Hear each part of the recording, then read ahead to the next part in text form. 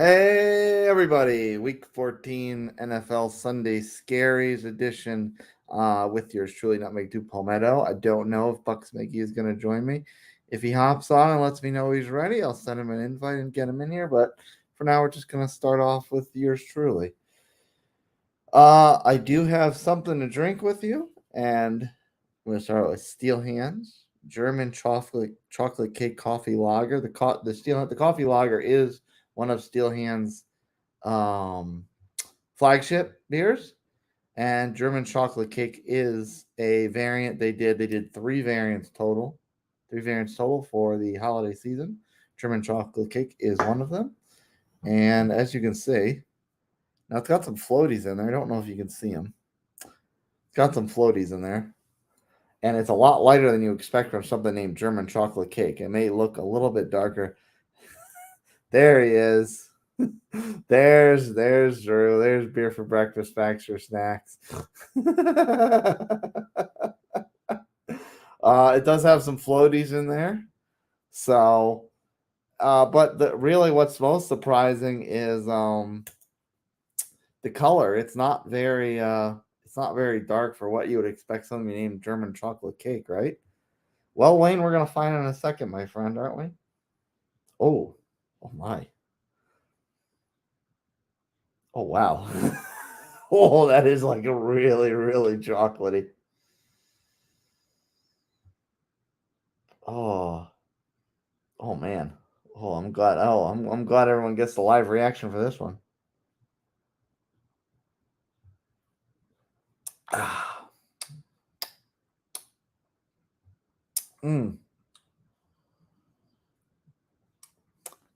Not so much of the chocolate in there, but it's definitely a little bit. It's kind of like a more of a bitter dark chocolate. It's not like a sweet milk chocolate, that sort of thing. We got some shit talk going on in the comments right now. Wayne drops in a "Let's go Dolphins," so I'm not 100% sure why, because he's a Falcons fan. Why would he care about the Chargers?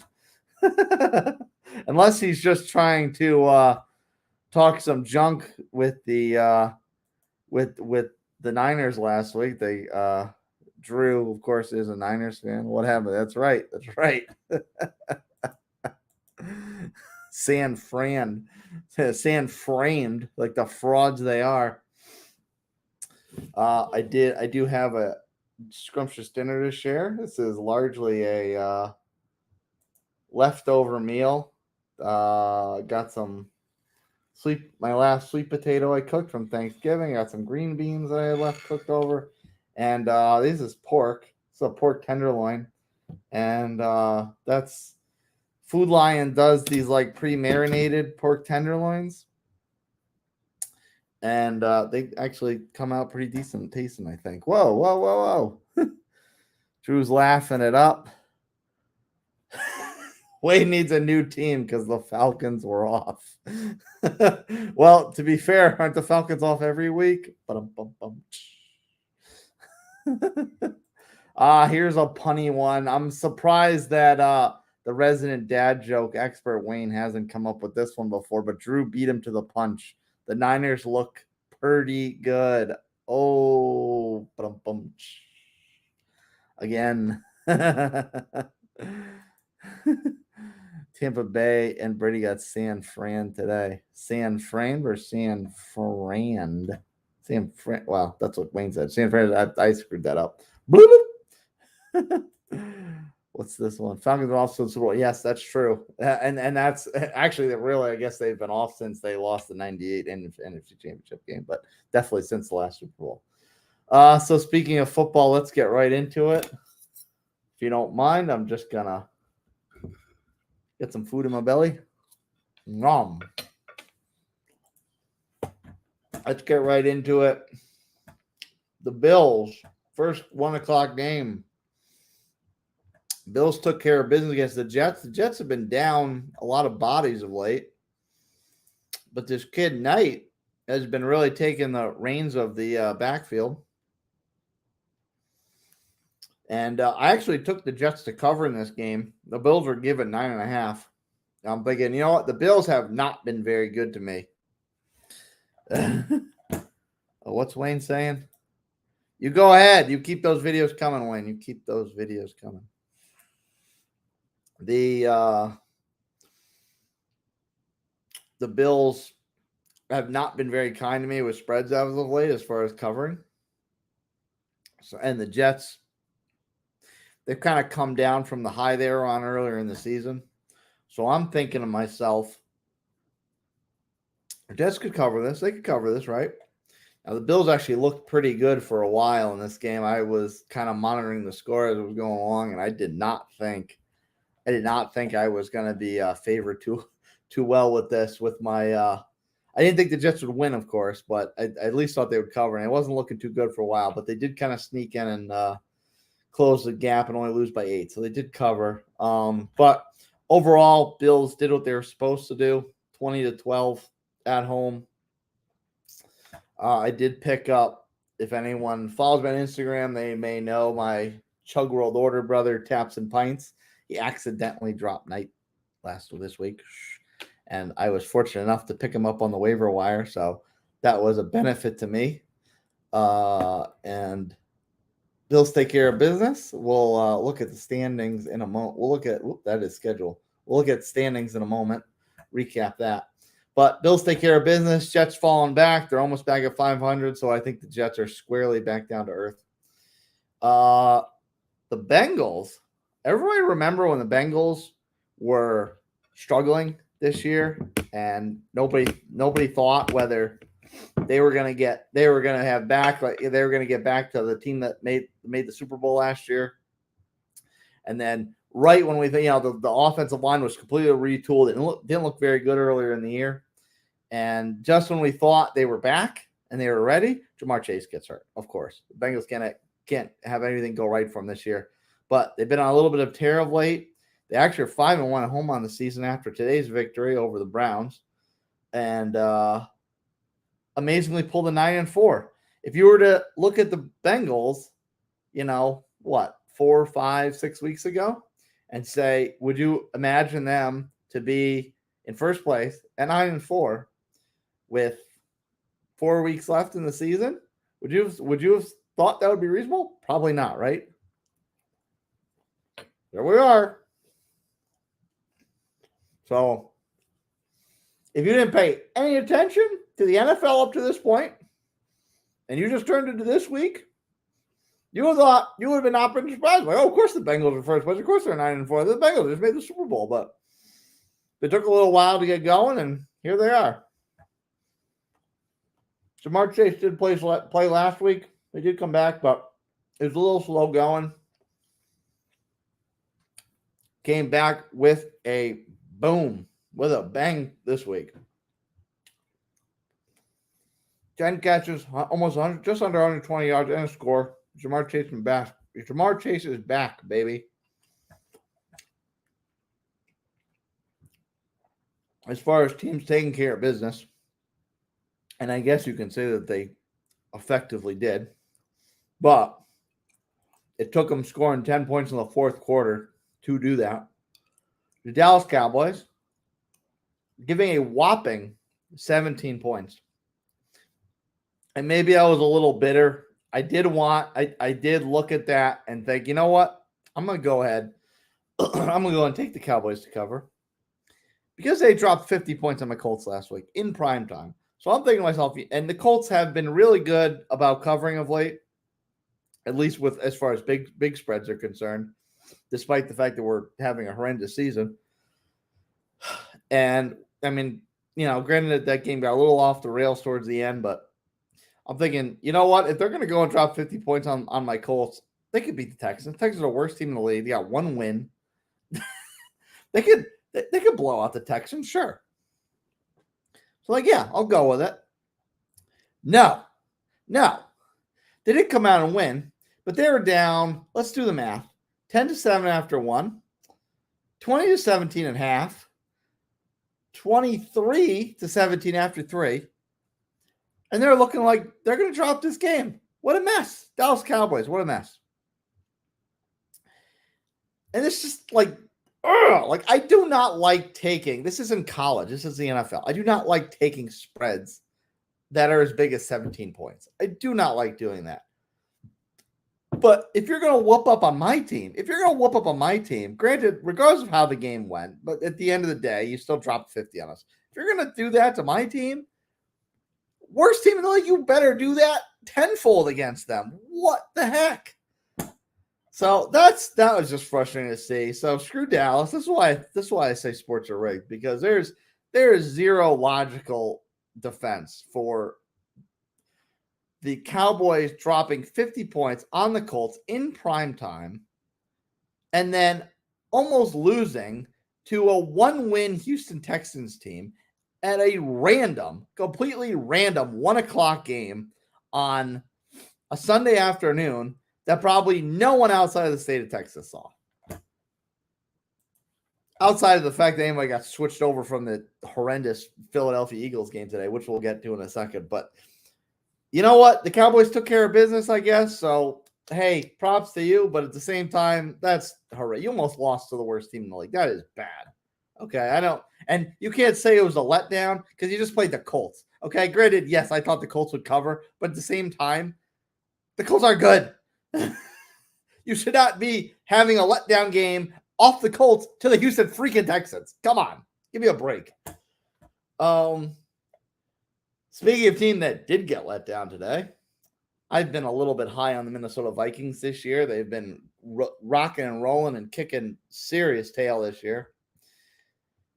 And I mean, stats-wise, if you're just cared about fantasy, we'll open up the box score for this one. If you just care about fantasy, this game probably did not upset you all that much. Kirk Cousins threw 425 yards. Justin Jefferson, most athletic, most explosive receiver in the league. Definitely top 2 or 3 for overall wide receiver in the league. 11 catches, over 200 yards. A bunch of touchdowns flying around over here. A lot of yards going around. And on the Detroit side, Jared Goff had 330 yards. So this was a big-time fantasy performance in this game. And the Lions, this would look a lot more. Thank you, Craft Bruiser. Yes, hit that like button. Smash it up. If this was like 4 weeks ago, this would look a lot more embarrassing because the Lions have been a lot better of late. They have been. Give the Lions their due. They've stormed back. This team was dead in the water a few weeks ago. Now they're 6-7. They're scratching the playoffs. They're knocking on the door. They're hanging around. So this team, this doesn't look as embarrassing as it could have been. However, the Lions are still on the outside looking in, and if you're the Minnesota Vikings, this is a little bit of a blemish because you need to take care of business here. And I think they're only given 2.5 points, so really, that's kind of a trappy line. I probably should have known better, but I was thinking that there was a little bit of respect being paid to. There's a little bit of respect being paid to the Lions because of how they've played of late. And if you look at the numbers, 7-7, 14-7, 21-13. So the Lions really were never not in control of this game. And I don't know if it's just a slip up. We'll see who the Vikings are playing next week. See if it was a letdown game. No, there's no way. There's no way it was a letdown game because next week the Vikings are playing Indianapolis. That's not a rivalry game. Colts aren't good this year. There is absolutely zero chance. Zero, Z-E-R-O, that this was a letdown game. This is just a bad performance. This is just a bad week all around for the NFL. I mean, there's no way the Cowboys should have had anything remotely competitive against the Texans, and there's no way the Vikings should have not only lost this game but have any type of competition against the Lions, despite how good the Lions are playing. The Vikings are as good as they should be this year. There's no way they should have barely gotten by the Detroit Lions. No way. Talking about another slip-up performance. As Bucks McGee likes to tell me, I like to nickname the Tennessee Titans the back-end team because they back their way into division titles. They back their way into number 1 seeds. They had another slip-up game too, and they were actually up 14-7 after the first quarter. They were looking okay, Then they allowed at least 26 unanswered points. At least 26. There's I gotta look at the fourth quarter to see how the game cast.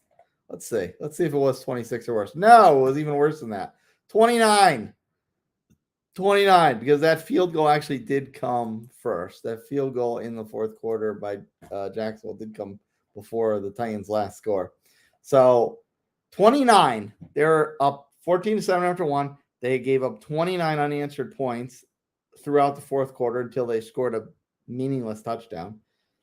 And I think, honestly, I'm all for Tennessee being exposed. I think they're I can't even say they're a paper champ because I wanted to put them on paper to go very far this year anyway. But they're definitely, I guess the appropriate definition would be paper tigers. I think the Tennessee Titans are definitely a paper tiger, and they got absolutely embarrassed. They got totally exposed. Trevor Lawrence, 368 yards, 3 scores. Derrick Henry did show up, 120 yards, but when you're the Titans and that's all you have in Derrick Henry, I guess you should expect Derrick Henry to show up because he's the only one you should expect to show up. So, I mean, this was just, let's open this box score back up again real quick. It's this total stat stuffing game from the Jaguars. Evan Ingram, 11 catches, 2 scores, over 160 yards. Zay Jones had 77 yards in the score. Not too much rushing because, well, I mean, they didn't need anything rushing. And Trevor Lawrence had 360 yards and 3 scores, no picks. So, Titans super fall flat on their face. Talking about not falling flat on your face is the Philadelphia Eagles. They hit the accelerator full go, and they didn't let go, and they didn't let up. Philly cruises to 12-1 on the season. They had that random Monday night slip up against Washington. I don't know what that was about, especially considering what they've done since that. And they absolutely demolished the Giants today. Jalen Hurts actually didn't have a ton. We'll see if he had any rushing stats. He didn't have a ton of passing stats, only 270 yards. Miles Sanders had a ridiculous game, 144 yards on the ground, 2 scores. Jalen Hurts did have 77 yards and a score on the ground. A.J. Brown caught a score. Devontae Smith caught a score. So, I mean, the Giants were just completely overmatched in this game.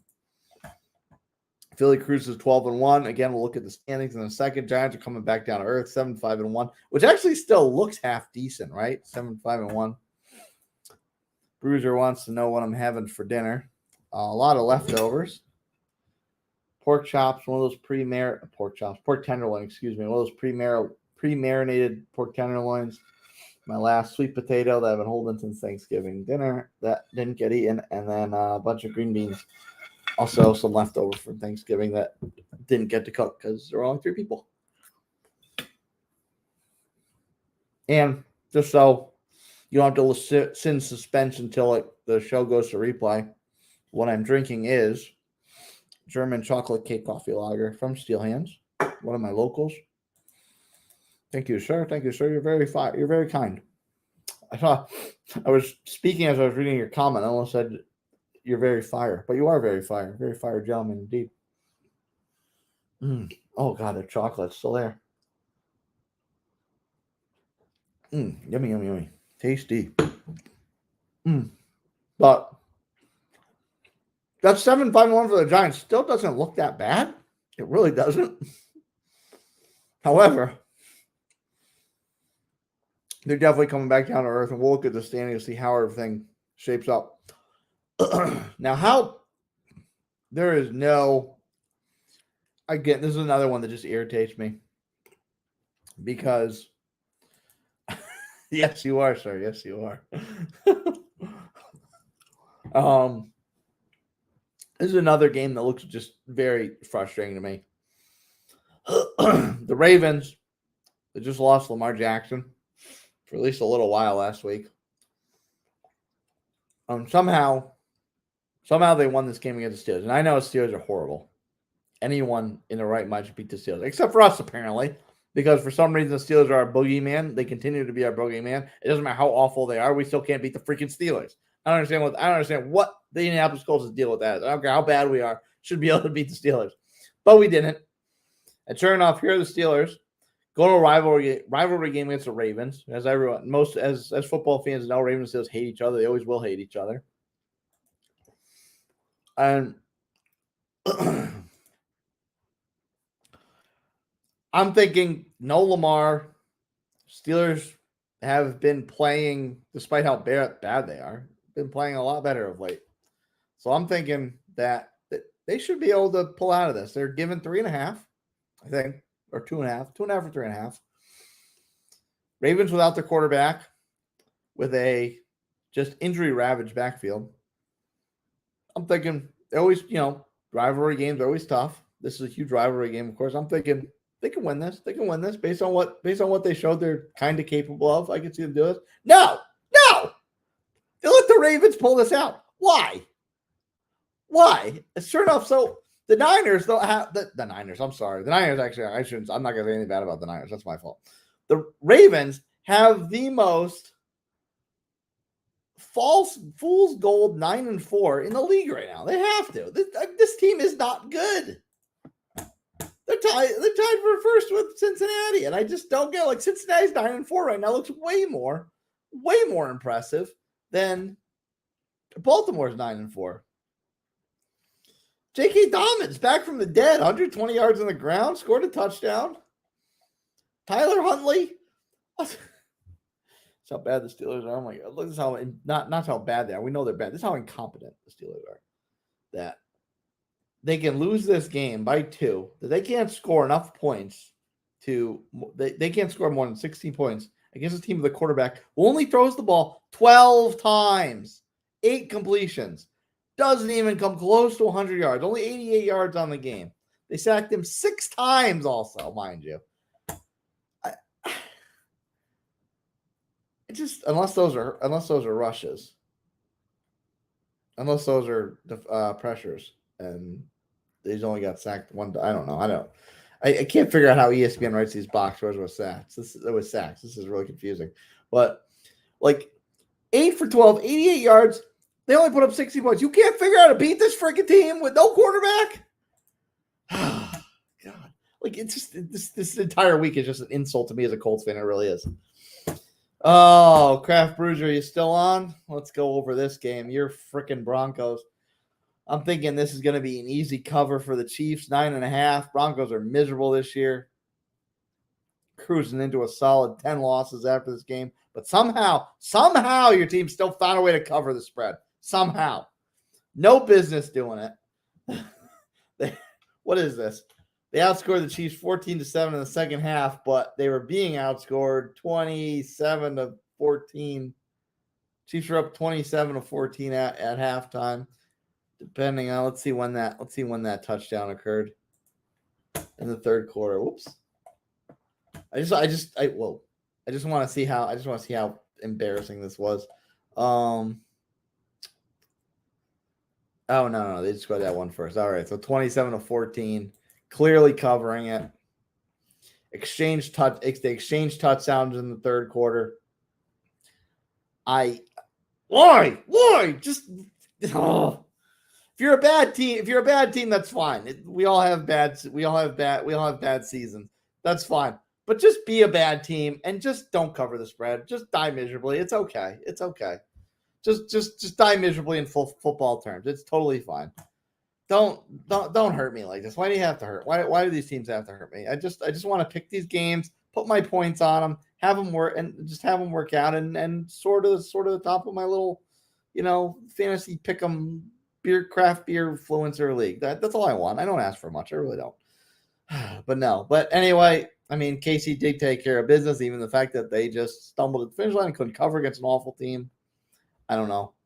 Whatever. I'm not going to get too upset about it. This is a football show, not a gambling show. Now, talking about taking care of business, the Niners have been back on track. The Niners have no quarterback now. They're back down to their third stringer, Bryce Purdy. And Tampa Bay is been a very up and down season. They can't seem to get any momentum behind them. As soon as they look good, they come right back down to earth. Can't figure them out. Niners will roll all over them. I was hoping you got a laugh out of that one.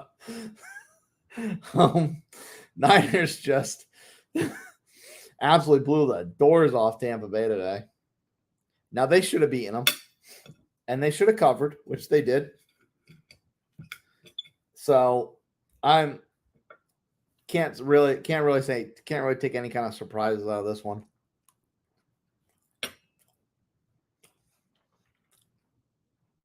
But I'll reiterate, as I've said a few times in the past, I think the Niners are back. And right now, they're just defying odds as far as being back because Trey Lance has been out for the season.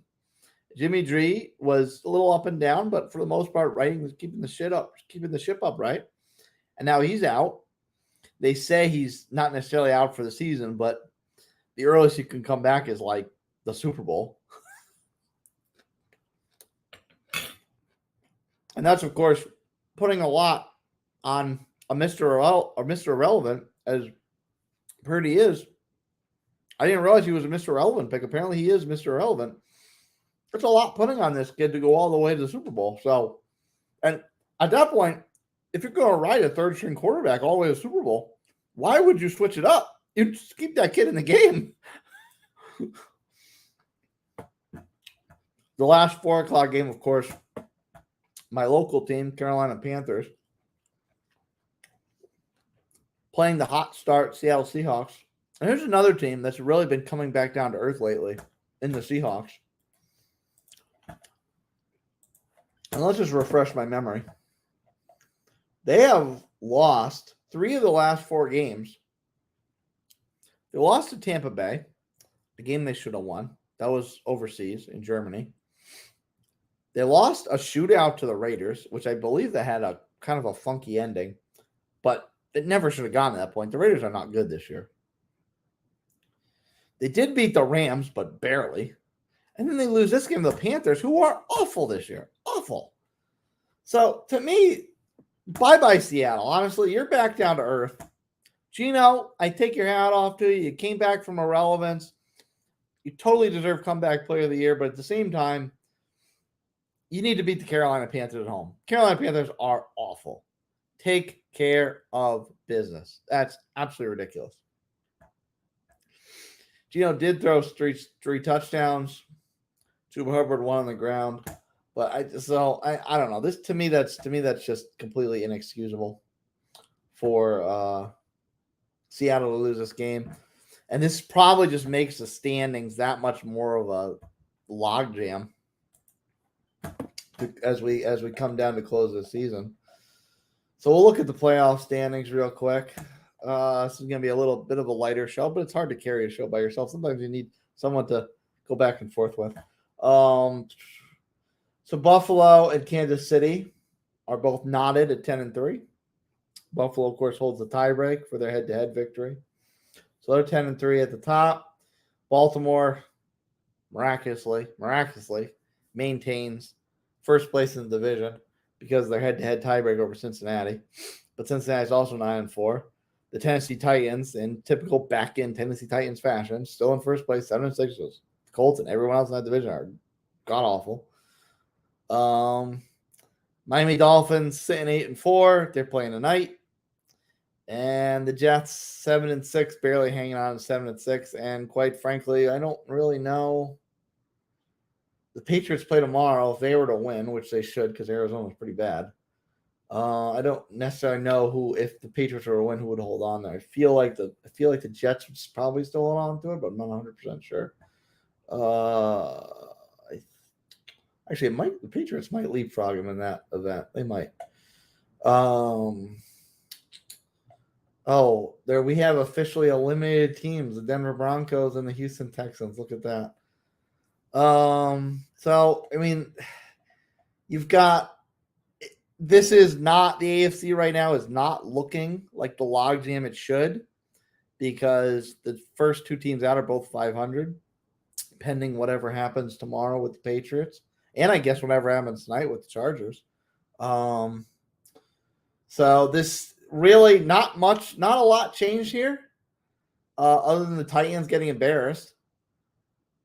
and remains to be seen with the Dolphins. But even if the Dolphins were to lose, they're still better than the Jets. So I mean, not a lot is really changing in the AFC, which is unfortunate because I think there's a lot of posers in the AFC and teams that need to be exposed and brought back down to earth for the shams that they are. But aside from that, there's really not a lot changing too much in the AFC. The NFC, the Eagles clinched something. I'm assuming that's probably division. Oh, the Bears are eliminated now. I see that. Well, that's true because the Cowboys are 10-3. That's okay. So the Eagles did not clinch the division; they just clinched the playoff spot. So the Eagles are officially in now. Minnesota drops back to 10-3, so that gives the Eagles a nice little cushion. Yes, you have. To be fair, you guys were unofficially eliminated after that embarrassing performance against Seattle in Week 1, but we won't go into that. That's a little rude. I won't dig any further on that. So the Eagles have a nice little cushion against the Vikings right now after the Vikings completely shit their pants against Detroit today. The Niners get a nice little separation at the 3 seed right now, and they're only a game back of the Vikings, so the Niners could get up to the 2 seed. Tampa Bay, just because the NFC South is so horrendous, sitting at 6-7, although somehow the Carolina Panthers are now only a game out of the division. Who saw that coming? Whatever. I mean, I'll tell you one thing: the Carolina Panthers 5-8 right now looks a lot better than the Atlanta Falcons 5-8. But the Falcons still got a chance too. We'll see what we'll see what Desmond Ridder looks like next week at his first start since he's the man down there. They finally pulled the trigger on Mariota and got him out of there. Oh boy, Tampa. Yeah, so Tampa is still holding on to 4th place, but really just barely.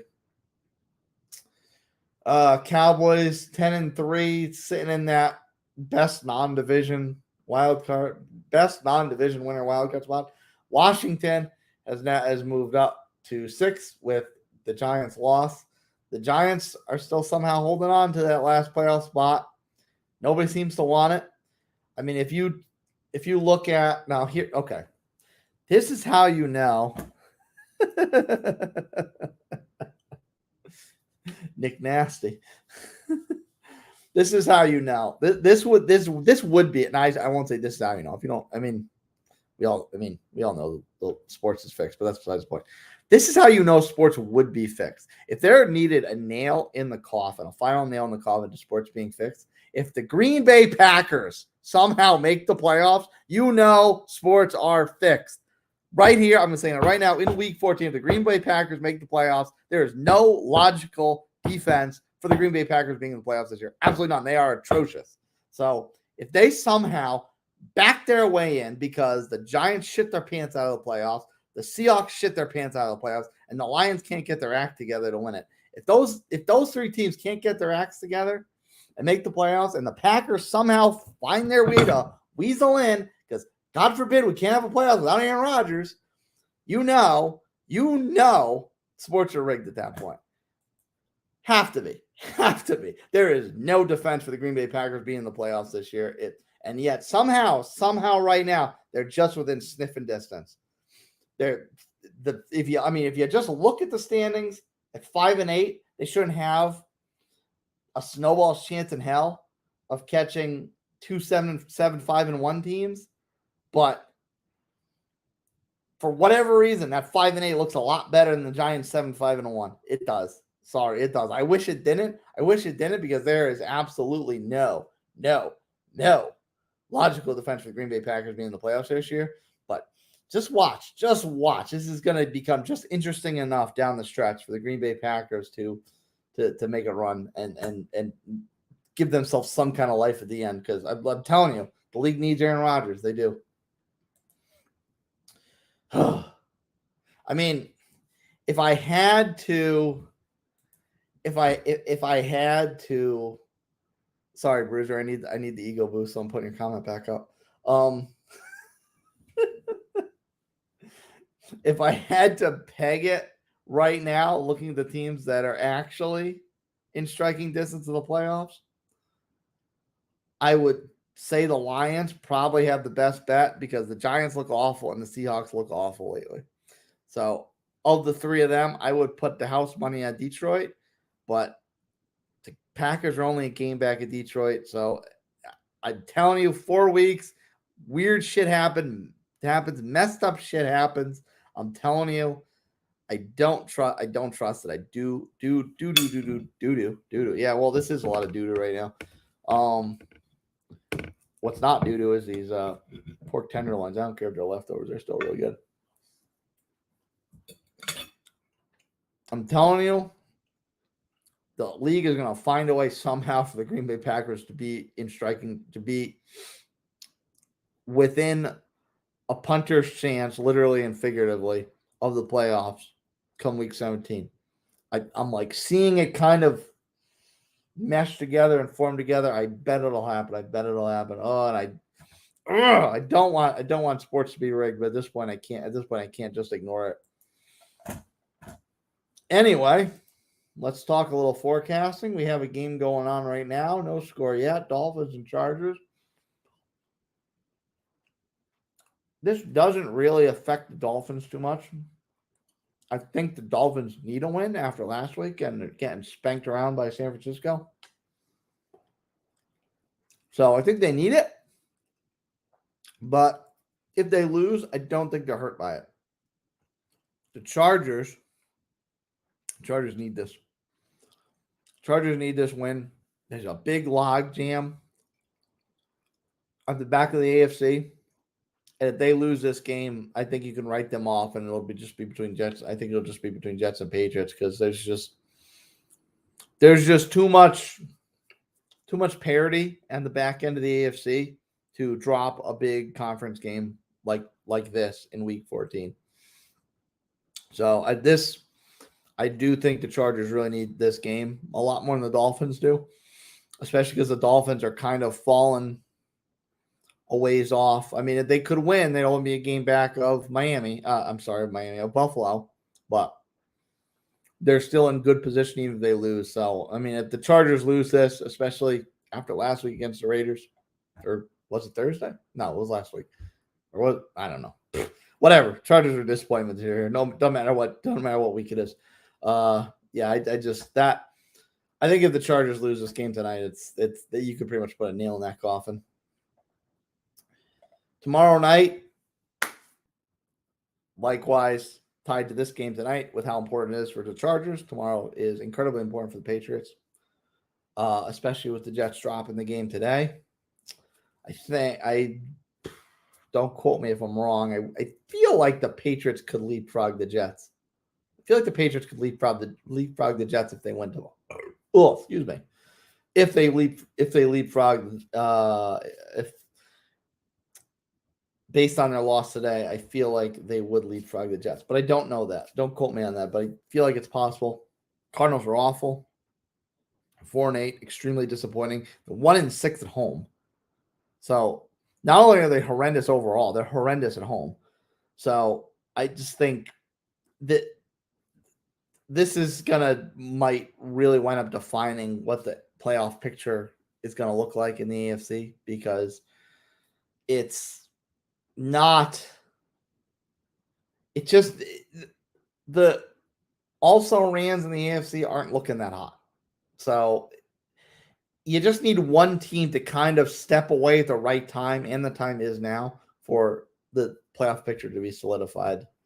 And I think the door is open for the Patriots, which is weird. Brady leaves. Now, granted, Brady left. They won a Super Bowl. But the Patriots made the playoffs last year. Very easily could make the playoffs this year. Not going to do too much. But I really wanted to see the Patriots just crumble and burn after Brady left. And that hasn't necessarily happened yet because even though they haven't done what we're used to seeing the Patriots do, they still make the playoffs. So with that, I'm going to finish dinner. I'm going to finish this drink. Chocolatey goodness. I'm going to see everyone later. Hopefully Bucks McGee will rejoin me soon so I can have a little bit of a interaction back and forth. Thanks everyone for watching. And I'll see you next week in week 15. Cheers.